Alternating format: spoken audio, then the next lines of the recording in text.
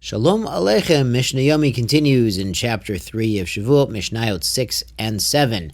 Nishba levatel et a mitzvah. Somebody makes an oath.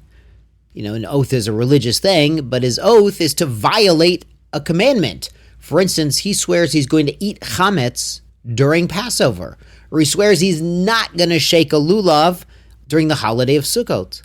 V'lo bitel, and it ends up that he does not violate the commandments. Baruch Hashem, he kept Passover correctly. It was very kosher. He shook his lulav. It was very nice. Potter, he's not liable for making such an oath. The Bartaner here points out he's not liable for a Shevuot bitui, for an oath of expression. Avolokehu, but the court will give him lashes. Mishum Shevuot shav, because he's made a meaningless oath. We'll talk about that tomorrow. The Shevuot shav is an oath that is really meaningless, and it's sort of using God's name in vain because he's making a vain, meaningless oath.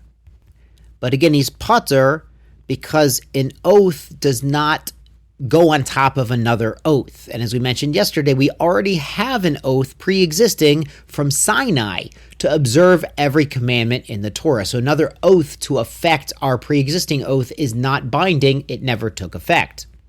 L'kayim, the Mishnah continues, if his oath was to be mekayim, to stand up to fulfill a mitzvah in the Torah, v'lo, but he ended up not doing it. Maybe he swore to eat matzah on Pesach, and Nebuch, there was no matzah in town. Potter, he is not liable for his oath at all. Again, because he's already obligated from Sinai to observe this mitzvah. The Mishnah explains, Shahaya bedin, you would have thought logically, Shehei chayiv, he would be chayiv on transgressing his oath, Kediv Rabbi Yehuda ben Beteira, according to the opinion of Rabbi Yehuda ben Beseira, Rabbi Yehuda ben Beseira, because he holds Ma'im harashut. Just like with a reshut, meaning an optional activity, an activity you could do but you're not required to, like a mitzvah, she'ena mushba aleya mihar Sinai, that a person is not pre-sworn, does not have a pre-existing oath from Sinai to do this act. Hare hu chayav aleha, a person can be liable for breaking an oath about an optional, a reshut activity.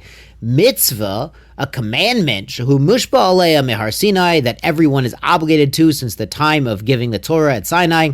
Einu din she'eh chayav aleya, you should certainly be more obligated for violating an oath regarding a commandment.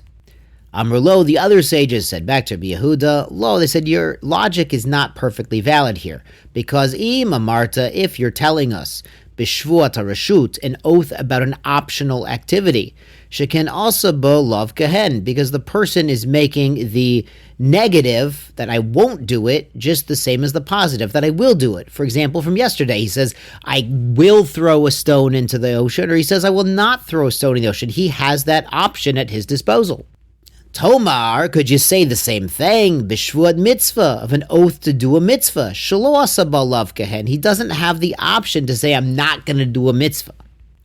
She'im nishba, if he made a shvuah levatel, to transgress, v'lo bitel, he didn't transgress the mitzvah, potter, he's not obligated. That's the first case in the Mishnah. So too, if he swears to do the mitzvah and he ends up not being able to do it, he doesn't end up doing it, then he's not on the hook, because an oath he could be on the hook for is the haral heitev, where he has the option of saying he's going to do something or not do something. So the Mefarshim point out that according to the other sages, not Rabbi Yehuda, an oath to do a mitzvah, since you already have an oath to do the mitzvah from Sinai, it doesn't take effect. But it's not considered a Shevuot shav, a meaningless, vain oath that someone could get malkut for making on purpose, because really we're allowed to encourage ourselves to do a mitzvah. Now on to Mishnah Zayin, where we discuss what if there are multiple oaths on the same subject. He says, Shavua shelo ochel kikar zu. He's making an oath, I will not eat this loaf of bread. And then later he says, Shavua shelo ochlena, an oath, I won't eat it. And then again he says, Shvuah shelo ochlena, I will not eat from this bread, v'achola, and he ends up eating the whole thing. Eino chayav ela achat. He's only liable for transgressing one oath, even though there were 3 oaths here.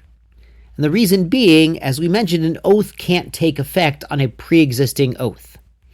However, in the Gemara, they point out if one oath is about eating the whole thing and another oath is about eating part of it, and then he just ate part of it, then he could be transgressing that oath, and then if he later goes back and eats the whole thing, then now he's transgressed the second one.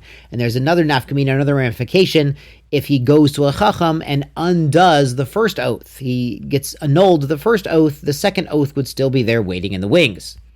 The Mishnah makes a more general statement, Zohi, this is the one, meaning all of the oaths we've been talking about so far in chapter 3, Shevuot bitui, an oath of declaration.